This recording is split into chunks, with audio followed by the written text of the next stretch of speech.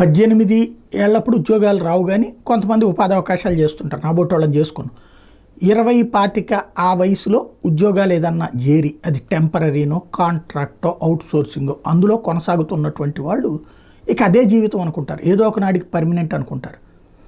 సరే తర్వాత కాలంలో ప్రభుత్వాలు పిఎఫ్లు పెట్టడం ఇట్లాంటివి పెట్టినప్పుడు సరే ఒక అదృష్టం వచ్చింది అనుకుంటూ వచ్చారు.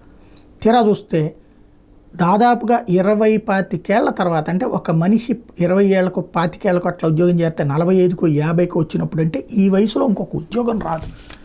ఇలాంటి వయసులో ఉద్యోగం కోల్పోయినటువంటి పరిస్థితి కోర్టు తీర్పు కారణంగా ఎదురైనటువంటి ఒక దారుణమైనటువంటి పరిస్థితి ఏపీ పారామెడికల్ కాంట్రాక్ట్ ఎంప్లాయీస్కి సంబంధించినటువంటి పరిస్థితి అయింది. 22 ఏళ్ళుగా పనిచేస్తున్నటువంటి వాళ్ళు దాదాపు రిటైర్మెంట్కి దగ్గరలో ఉన్నటువంటి వాళ్ళకి మొన్న తెలంగాణ హైకోర్టు ఇచ్చినటువంటి తీర్పు నేపథ్యంలో ఇమ్మీడియట్గా ఉద్యోగాల్లో నుంచి తీసివేయడం అన్నటువంటిది సంచలనం సృష్టించింది.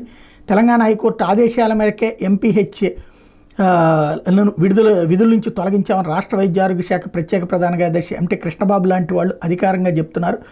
ఒరిజినల్ నోటిఫికేషన్లో రాష్ట్ర వ్యాప్తంగా 1378 ఖాళీలు మాత్రమే ఉన్నాయని, అయితే జీవో నెంబర్ 1207 కోర్టు ఆదేశాల పేరిట 1832 మంది అదనంగా విధుల్లో చేరారని, ఈ నియామకాలను నిబంధనలకు విరుద్ధంగా జరిగాయని కోర్టు స్పష్టం చేసింది. అంతేకాకుండా ఎస్ఎస్సి విద్యార్హతతో మెరిట్ ఆధారంగా నోటిఫై చేసిన పోస్టులను భర్తీ చేయాలని తీర్పులో పేర్కొన్నారు. ఈ నియామకాలకు సంబంధించి ఇప్పటికే 299 రిట్ పిటిషన్లు కోర్టు దగ్గర కేసులు నమోదైతే ఒక డిఎంహెచ్ఓకి జైలు శిక్ష విధించడంతో పాటు ఐఏఎస్ అధికారులకి జరిమానాలు కూడా కోర్టు విధించింది. ఎవరంపై ఇప్పటికే రోజు కోర్టులో కేసులు పడుతున్న క్రమంలో వివాదానికి ఫుల్ స్టాప్ పెట్టడం కోసం తెలంగాణ హైకోర్టు తీర్పును అమలు చేస్తూ 982 మంది ఎంపీహెచ్ఏలను తొలగించాం.